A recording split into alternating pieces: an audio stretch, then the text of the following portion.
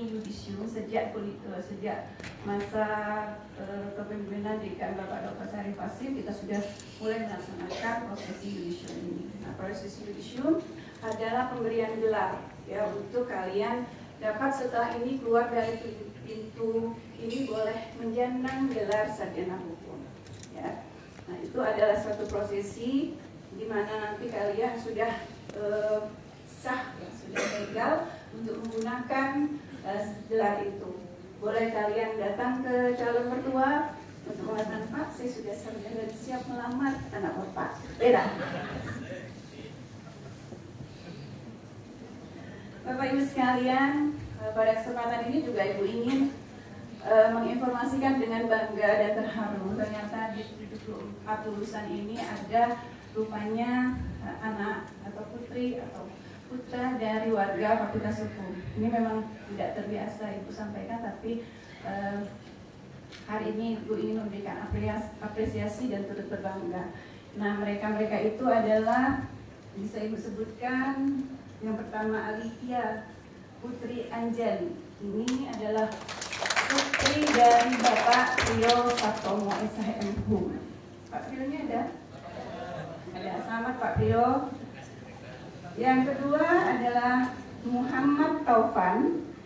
Ini adalah putra dari Ibu Nana Anditayani. Katanya lagi ngurus konsumsi ya di luar. Kemudian ada lagi adik dari tenaga kependidikan kita, yaitu Bapak Reza Merani. Adiknya yaitu Muhammad Yakini Akbar. Ibu belum kenal yang mana?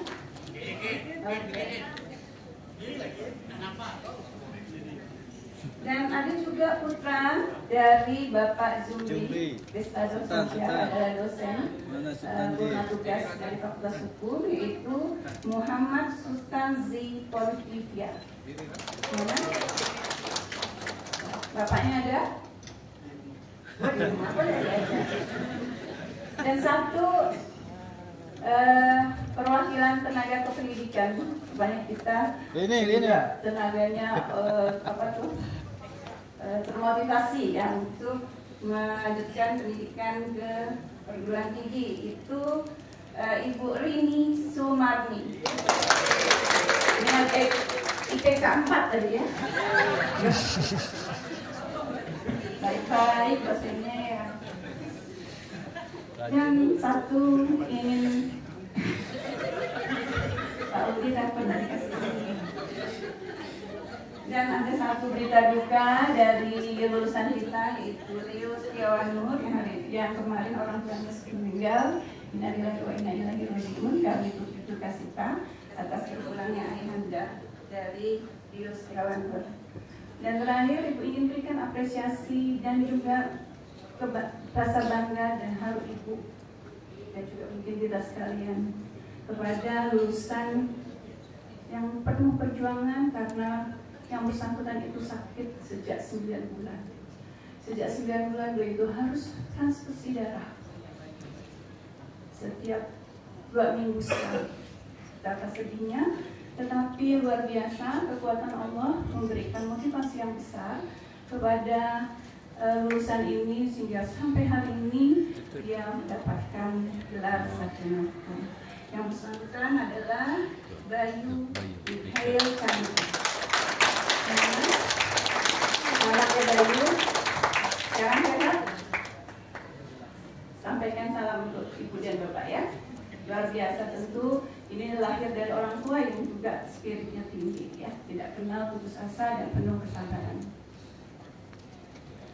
Bapak dan Ibu sekalian dan juga para lulusan, saya tidak ingin berpanjang lebar karena kalian mungkin sudah tidak sabar melanjutkan tahapan demi tahapan berikutnya. Cuma ada beberapa yang ingin Ibu sampaikan khususnya pada lulusan, bahwa ketika kalian tadi sudah menyatakan penggunaan gelar, kalian sudah boleh menaik gelar, dan kita atau boleh kami nyatakan kita sudah putus hubungan dalam konteks akademik. Jadi kami sudah tidak punya tanggung jawab lagi pada kalian, dan tanggung jawab sekarang adalah tanggung jawab sendiri, tanggung jawab mandiri, tanggung jawab pribadi. dengan adanya kelulusan ini kalian akan diwadahi oleh satu ikatan yang disebut dengan ikatan alumni fakultas hukum.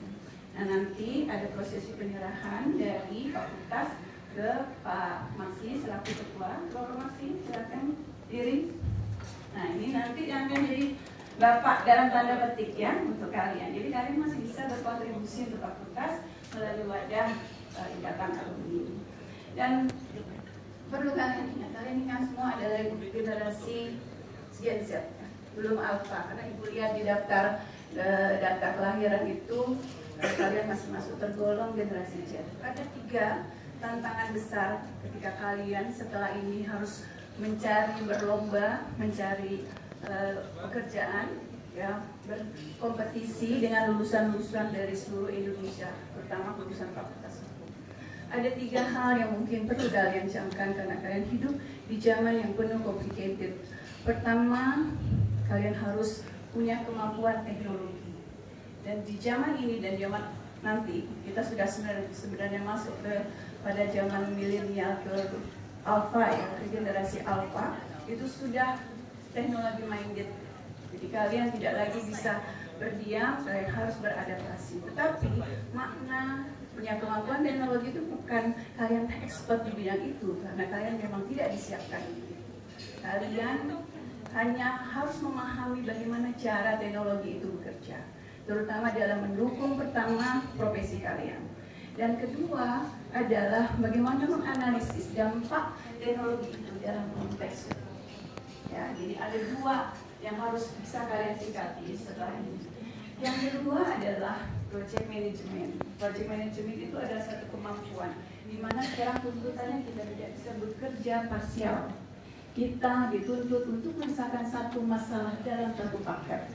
Di situ ada budgetingnya, di situ ada organizing people-nya, di situ ada monitoring dan evaluasi, dan juga yang penting adalah collaboration. Ya, kolaborasi ini menjadi satu indikator juga bagi keberhasilan kita. Dan yang ketiga adalah emotional intelligence. Emotional intelligence adalah sebuah kecerdasan emosional yang juga memberikan pengaruh yang sangat signifikan untuk keberhasilan kalian.